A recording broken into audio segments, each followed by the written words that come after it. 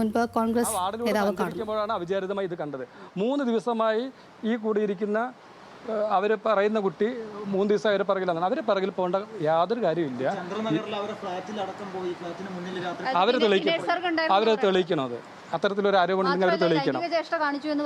അതവർ പറയേണ്ടതാണ്. അതൊന്നുമില്ല. അത് വീഡിയോ എടുത്തത് ആ പയ്യനാണെന്ന് കൂടിയിരുന്ന പൈസ കൊടുത്ത സ്ത്രീ പറയണ്ടായി. അതിന്റെ ക്ഷോഭമാണ് ഇദ്ദേഹത്തോട് പെരുമാറിയുള്ളത്.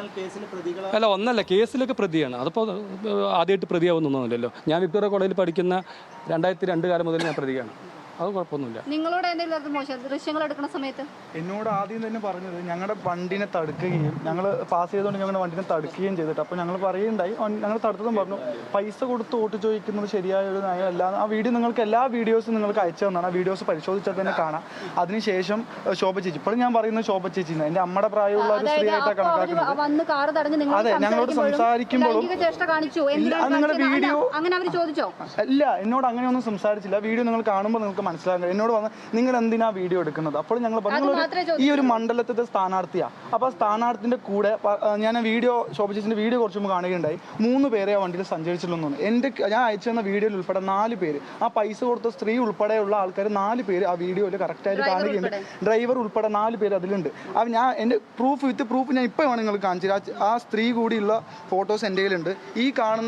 ഈ ഫോട്ടോയിൽ കാണുന്ന സ്ത്രീയാണ് അവർ ആ വണ്ടിയിൽ ഇല്ല എന്ന് പറഞ്ഞാൽ അതിൽ തന്നെ മനസ്സിലാക്കാൻ കഴിയും ആ ശോഭിച്ച് എത്രത്തോളം കള്ളമാണ് പറഞ്ഞിട്ടുള്ളത്. പിന്നെ നമ്മുടെ പാലക്കാടിൻ്റെ ഘടന അനുസരിച്ച് നമ്മൾക്ക് ഒരാളിനെ പൈസ കൊടുത്ത് വോട്ട് ചെയ്യിപ്പിച്ച് കോൺഗ്രസ്സുകാർക്ക് അങ്ങനെ ഏത് സംഘടനയ്ക്ക് അല്ലെങ്കിൽ ഏത് പാർട്ടിക്കാരനെയും പേര് വരുത്തേണ്ട കാര്യം ഞങ്ങൾക്കില്ല. പിന്നെ രണ്ടാമത് ഞങ്ങളുടെ വണ്ടി അവരുടെ വീഡിയോയിൽ ശോഭ ചേച്ചിയോട് ഞങ്ങൾ ആദ്യം കാറിൽ നിന്ന് സംസാരിക്കുന്നുണ്ട്. പൈസ 1-2 വീടുകളിൽ കൊടുക്കുന്നു, ആ വീടുകൾ കൊടുത്ത് ഞങ്ങൾ വീഡിയോ എടുത്തിട്ടുണ്ട്, ഇത് ശരിയല്ല എന്ന് പറഞ്ഞപ്പോൾ പറഞ്ഞെന്താ ഇവരുടെ ബന്ധുവാണ്, അതുകൊണ്ടാണ് പൈസ കൊടുത്തത്. ആ ഒരു വാചകം പോരെ? ശോഭ ചേച്ചി എന്താ ഇങ്ങനെ നുണ പറയുന്നത്?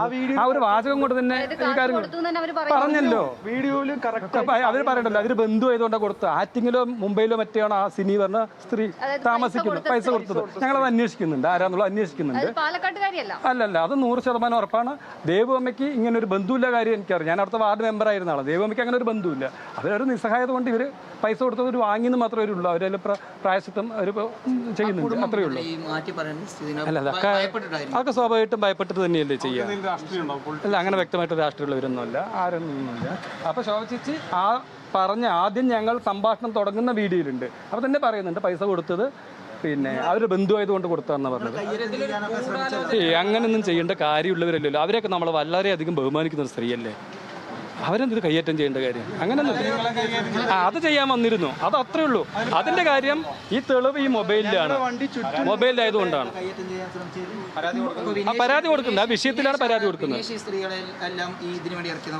ഇതിന്റെ ഒരു കാര്യമില്ല, അതിൻ്റെ ഒരു ആവശ്യമില്ല. അവിചാരിതമായി ജനാധിപത്യ വിരുദ്ധമായ ഒരു കാര്യം കണ്ടു, അത് നമ്മൾ റിപ്പോർട്ട് ചെയ്തു, വിവരം അറിയിച്ചു, അത്രേ ഉള്ളൂ ഇതിൽ. അല്ലാണ്ട് അവരോട് വേറെ വിരോധമൊന്നുമില്ല.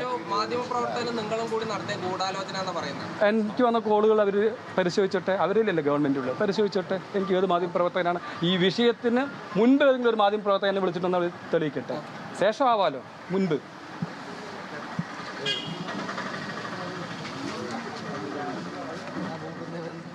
വോട്ടിന് പണം നൽകിയെന്ന ആരോപണത്തിൽ കോൺഗ്രസ് പ്രാദേശിക നേതാവ് വിനീഷ് സർക്കാർ ഇപ്പോൾ മാധ്യമങ്ങളെ കാണുകയായിരുന്നു. ശോഭ നുണ പറയുന്നു എന്ന നിലപാടിൽ തന്നെയാണ് പ്രാദേശിക നേതാവുള്ളത്.